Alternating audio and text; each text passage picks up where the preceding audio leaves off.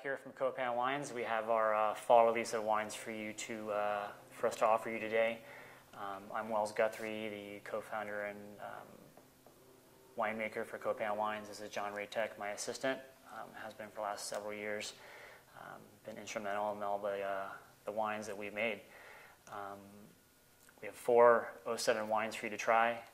The last of our 07 Pinots, which is Kiser En Haut, the Jamesbury Lake Copan, which is a Grenache Syrah Mourvedre blend, and Harris and Clark Syrah from Saint Ynez, and Hawks Butte from Yorkville Highlands. Anyways, this is the first wine. This is, again, from Kiser Vineyard. For those of you who aren't familiar with Kiser or the appellation or new to Copan, this is the last vineyard in the appellation. Literally before you half more mile and you're in the redwoods, and 10 miles later you're at the ocean. So it's the coldest site we have, and certainly one of the favorites in the portfolio for sure.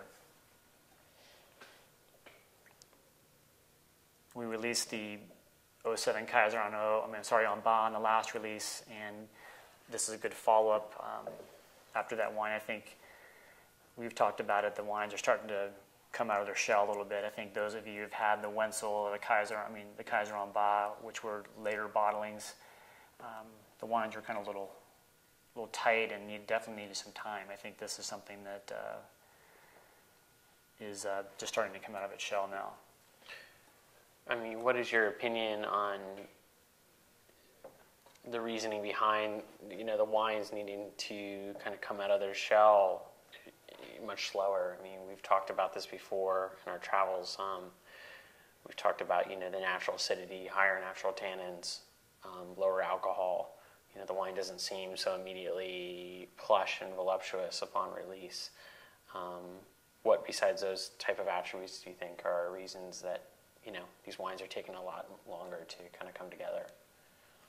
I think all of the above, plus it's 07. I think it's interesting that compared to the 06s, they're around the same alcohol levels. They're off by tenths of a point, and not to be fixated on that, but it's also, there's more stuffing in the wines. I thought 07 was such a, by all intents of, purposes, it's supposed to be one of the great vintages for California the last few years, and it is for us, I think, across the board for our wines. But it's interesting to see wines that are similar alcohols have it's almost like it shows its vintage variation more, like the vintage. 06, I think we made some great wines, and it was the first kind of foray into doing kind of the low alcohol wines, if you want to call it. And interesting to taste these wines and see them at their similar alcohol levels, but just have kind of this pure, more concentration at the same level of potential alcohol when we pick them. So it's interesting to see. It's almost like it's more obvious when the wines are lower in alcohol, because I think you reach a point where things get so ripe that there's no nuance in that from that standpoint. It's just levels of kind of glycerin and fruit at that point.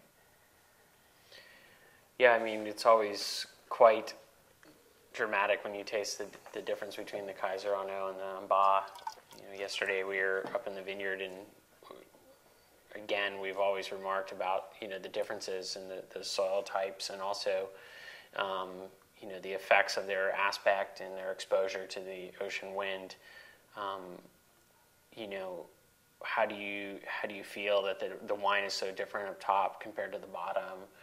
Not only from the vineyard standpoint, but also how do you think that affects the flavors in the wine year in, year out, irregardless of vintage?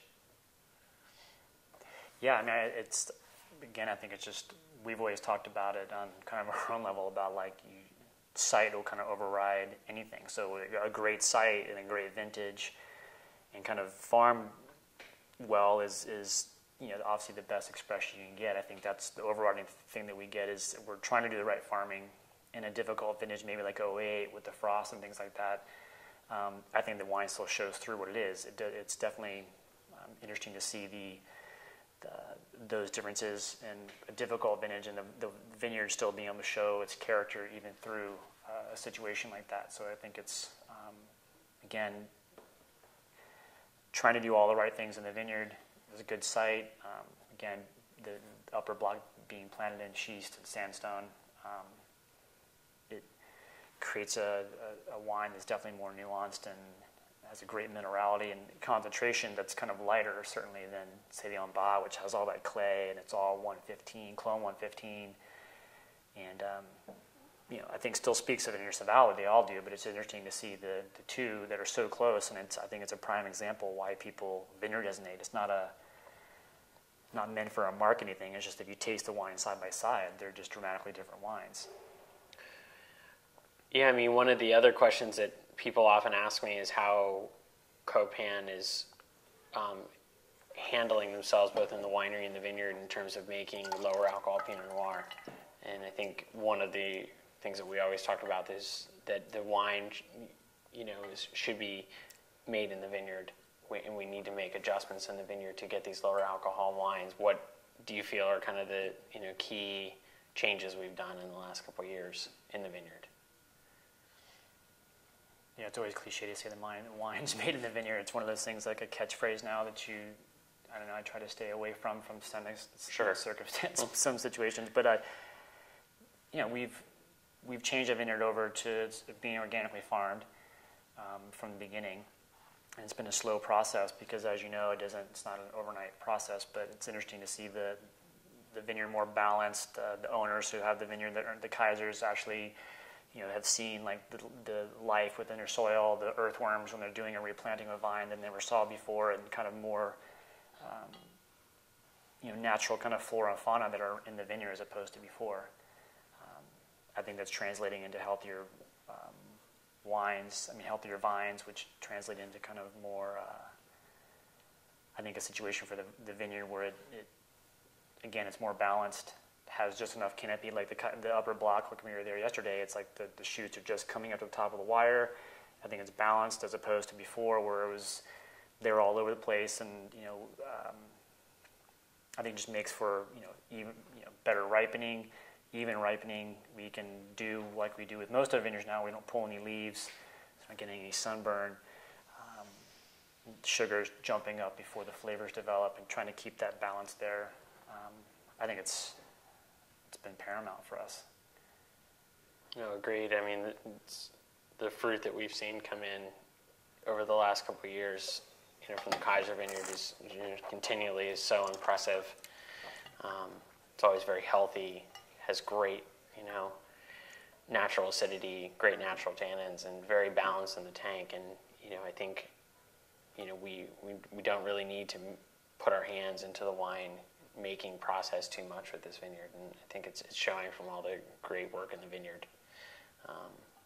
It's like we've done in translating the organic viticulture into organic winemaking, so to speak, if that's such a term, the standpoint of just not manipulated. There's, it's refreshing now with the majority of the wines that we're in a situation where don't have to add acid and water and get bogged down in kind of these formulas that we used to use in the past, and it's almost kind of cathartic to not have to really mess around with the wines. Exactly. Like we used to. So I think it's made it much easier for us to be kind of hands-off, as people say, to do, let the wine make itself and be as gentle as possible with it. We've backed off on the new wood. It's only pump overs now. There's no, getting in and jumping around and extracting more than we need out of the vineyard, out of the wine, and I think just trying to translating, this kind of, subtle elegance throughout the entire thing, which is what Pinot Noir should be to me. Exactly.